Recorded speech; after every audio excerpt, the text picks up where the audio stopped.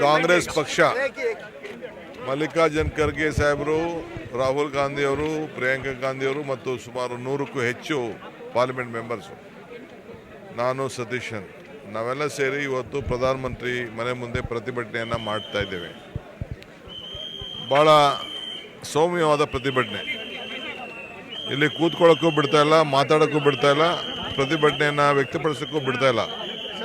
ಅದಕ್ಕೆ ನಾವು ಹೋರಾಟವನ್ನು ಮಾಡ್ತಾ ಇದ್ದೇವೆ. ನಮ್ಮ ನಾಯಕರನ್ನು ಈಗಾಗಲೇ ಬಂಧಿಸಿದ್ದಾರೆ. ಈ ದೇಶದ ಯುವಕರ ಭವಿಷ್ಯ, ವಿದ್ಯಾರ್ಥಿಗಳ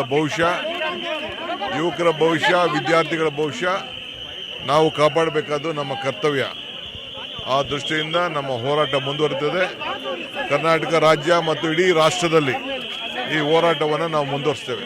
ಕಾಂಗ್ರೆಸ್ ಪಕ್ಷ ಮಲ್ಲಿಕಾರ್ಜುನ್ ಖರ್ಗೆ ಸಾಹೇಬರು, ರಾಹುಲ್ ಗಾಂಧಿ ಅವರು, ಪ್ರಿಯಾಂಕಾ ಗಾಂಧಿ ಅವರು ಮತ್ತು ಸುಮಾರು 100ಕ್ಕೂ ಹೆಚ್ಚು ಪಾರ್ಲಿಮೆಂಟ್ ಮೆಂಬರ್ಸು, ನಾನು ಸತೀಶನ್ ನಾವೆಲ್ಲ ಸೇರಿ ಇವತ್ತು ಪ್ರಧಾನಮಂತ್ರಿ ಮನೆ ಮುಂದೆ ಪ್ರತಿಭಟನೆಯನ್ನು ಮಾಡ್ತಾ ಇದ್ದೇವೆ.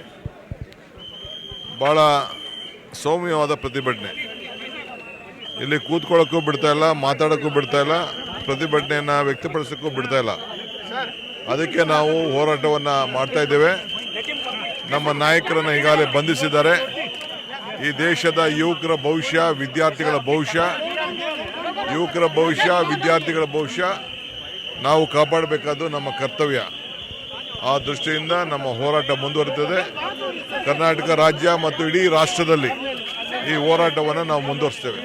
ಕಾಂಗ್ರೆಸ್ ಪಕ್ಷ ಮಲ್ಲಿಕಾರ್ಜುನ್ ಖರ್ಗೆ ಸಾಹೇಬರು, ರಾಹುಲ್ ಗಾಂಧಿ ಅವರು, ಪ್ರಿಯಾಂಕಾ ಗಾಂಧಿ ಅವರು ಮತ್ತು ಸುಮಾರು 100ಕ್ಕೂ ಹೆಚ್ಚು ಪಾರ್ಲಿಮೆಂಟ್ ಮೆಂಬರ್ಸು, ನಾನು ಸತೀಶನ್ ನಾವೆಲ್ಲ ಸೇರಿ ಇವತ್ತು ಪ್ರಧಾನಮಂತ್ರಿ ಮನೆ ಮುಂದೆ ಪ್ರತಿಭಟನೆಯನ್ನು ಮಾಡ್ತಾ ಇದ್ದೇವೆ. ಭಾಳ ಸೌಮ್ಯವಾದ ಪ್ರತಿಭಟನೆ. ಇಲ್ಲಿ ಕೂತ್ಕೊಳ್ಳೋಕ್ಕೂ ಬಿಡ್ತಾ ಇಲ್ಲ, ಮಾತಾಡೋಕ್ಕೂ ಬಿಡ್ತಾ ಇಲ್ಲ, ಪ್ರತಿಭಟನೆಯನ್ನು ವ್ಯಕ್ತಪಡಿಸೋಕ್ಕೂ ಬಿಡ್ತಾ ಇಲ್ಲ. ಅದಕ್ಕೆ ನಾವು ಹೋರಾಟವನ್ನು ಮಾಡ್ತಾ ಇದ್ದೇವೆ. ನಮ್ಮ ನಾಯಕರನ್ನು ಈಗಾಗಲೇ ಬಂಧಿಸಿದ್ದಾರೆ. ಈ ದೇಶದ ಯುವಕರ ಭವಿಷ್ಯ, ವಿದ್ಯಾರ್ಥಿಗಳ ಭವಿಷ್ಯ ನಾವು ಕಾಪಾಡಬೇಕಾದ್ದು ನಮ್ಮ ಕರ್ತವ್ಯ. ಆ ದೃಷ್ಟಿಯಿಂದ ನಮ್ಮ ಹೋರಾಟ ಮುಂದುವರಿತದೆ.